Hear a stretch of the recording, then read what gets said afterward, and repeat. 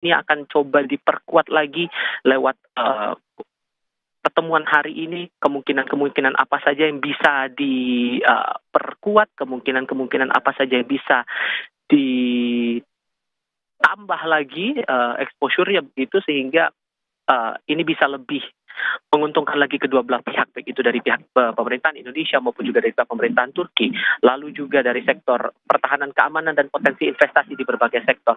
Tampaknya sebentar lagi Presiden Turki Recep Tayyip Erdogan akan masuk ke kompleks Istana Kepresiden Bogor. Marching band sudah bersiap menyambut di sini, sudah mulai terdengar lantunan lagu sambil kami juga menunggu kedatangan dari Presiden Turki Recep Tayyip Erdogan yang kemarin di tanggal 11 Februari 2025 di Pangkalan Udara Halim Perdana Kusuma Jakarta Timur tiba didampingi oleh Ibu Negara Turki Emine Erdogan. Jodoh. Ya, menarik untuk mencermati selain kerjasama pertahanan, ini juga Presiden Prabowo memiliki visi dalam masa cita untuk ketahanan pangan dan kedaulatan pangan, dan ini juga melihat jajaran yang hadir. Apakah ada secara khusus bagaimana nanti penjajakan terkait dengan kerjasama berkaitan dengan ketahanan pangan?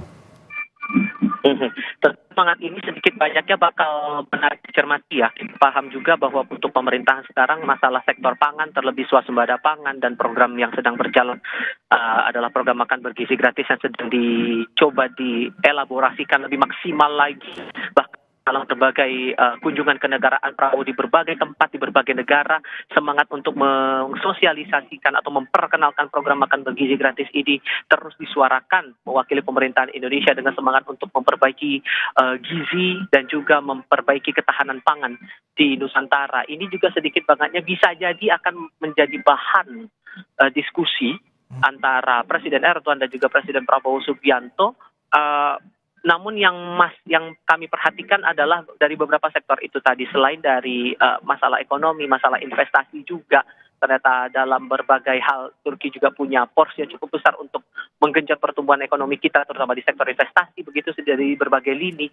Ini juga yang bakal kami tunggu saat nanti kedua tokoh selesai melakukan pertemuan dan diperkirakan pada siang nanti, rentangnya sekitar pukul 1 siang kemungkinan bila tidak ada perubahan jadwal ya, akan ada keterangan pers resmi yang akan disampaikan oleh kedua tokoh selepas pertemuan komunikasi empat mata antara Presiden Prabowo Subianto dan Presiden Recep Tayyip Erdogan. Jodoh. Iya, dari masalah sektor ekonomi sosial budaya kita juga akan membahas kaitan dengan kerjasama pertahanan. Apa sudah ada bocoran terutama dari sebelumnya Duta Besar Republik Indonesia untuk Turki Ahmad Riza Purnama menyatakan bahwa selain isu terkait dengan pertahanan, ini juga ada kerjasama khusus terutama terkait dengan pengembangan jet tempur, pengembangan kapal terutama untuk operasi kemanusiaan, kapal laut terkait dengan juga kapal selam dan juga nirawak. Ini seperti apa?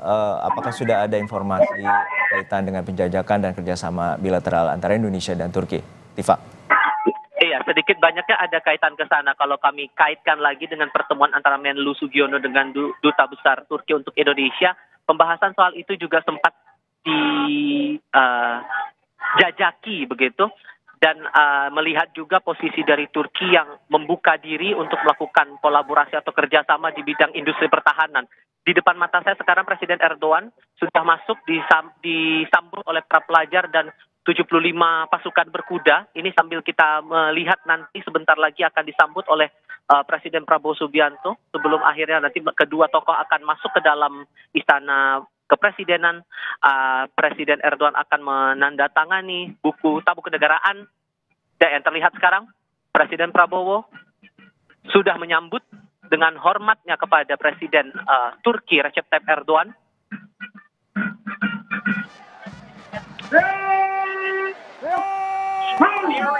Melanjutkan laporan saya tadi, masalah sektor industri pertahanan sedikit banyaknya juga akan menarik buat dicermati karena posisi Turki juga